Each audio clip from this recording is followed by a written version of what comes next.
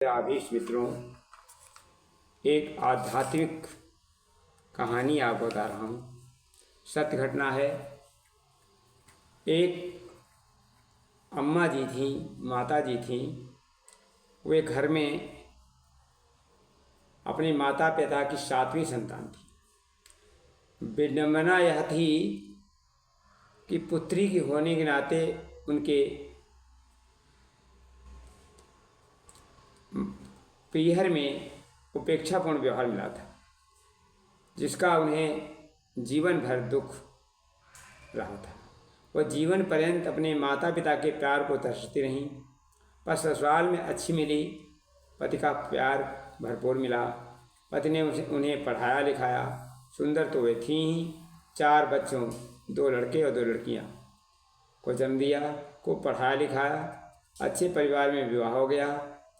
लड़कियां अपने घर चली गईं, बहुएं आई। पति को कैंसर देहावसान हो गया। मित्रों, होने को कौन टाल सकता है। बेटे बहू नौकरी करने लगे, भरा पूरा परिवार था, पर अम्मा जी फिर भी अकेली रह गईं। कभी इस बेटे के पास, कभी उस बेटे के पास। दोनों बेटों के बीच यह पता नहीं था उन्हें कितनी पेंशन मिलती थी। वे बस हस्ताक्षर कर बच्चे पेंशन लाते और खर्च करते थे। मित्रों, बीती जिंदगी याद करते हुए उनका शरीर अस्वस्थ हो चला था। कभी कंधे में दर्द, कभी पैर दुखते, घुटनों में दर्द, दोनों आंखों में ऑपरेशन हो चुका था। कभी वे संत महात्माओं के पास जाती, अपनी व्यथा कहती, मन हल्का करता। संत चुपचाप उनकी बात सुनते, कुछ कहते।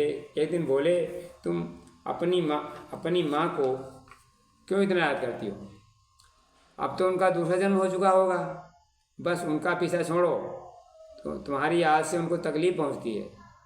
पिछली बातों को इस प्रकार याद करने से बजाय तुम सोचो, मैं द्वापर में गोकुल में गोपी थी, राधा की सहचरी। कृष्ण के बजते ही सदर वृंदावन पहुँच जाती और नए कपड़े पहनकर श्रृंगार करती। जितनी गोपियाँ उतने कृष्ण। गोपी अपनी कृष्ण। शरद पूर्णिमा की रात, चारों ओर चांदनी बिखरी। इस महाराज को याद करो। रोज इस तरह चिंतन किया करो, बाकी बातें विचार दो और राधा रानी का ध्यान किया करो। कैसे राधा रानी का ध्यान? श्री राधा रानी चरण बंदो बारंबार, जिनकी कृपा कटाक्ष से रीझे नंद कुमार।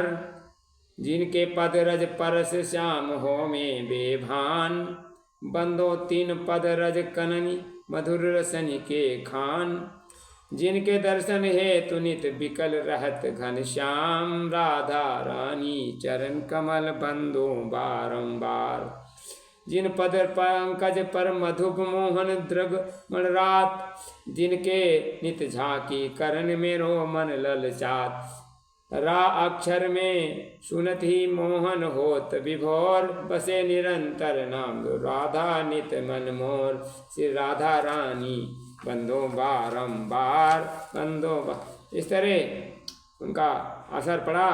संत की इन बातों का असर पड़ा और अभी का जीवन चर्चा नहीं होती और चेहरे पर निसंगता और चाल मस्ती से खूब असर हुआ और अंत में वो अध्यात्म जगत से जुड़ गई और माता गायत्री और का ध्यान करते हुए और यही लोग सुधार गई।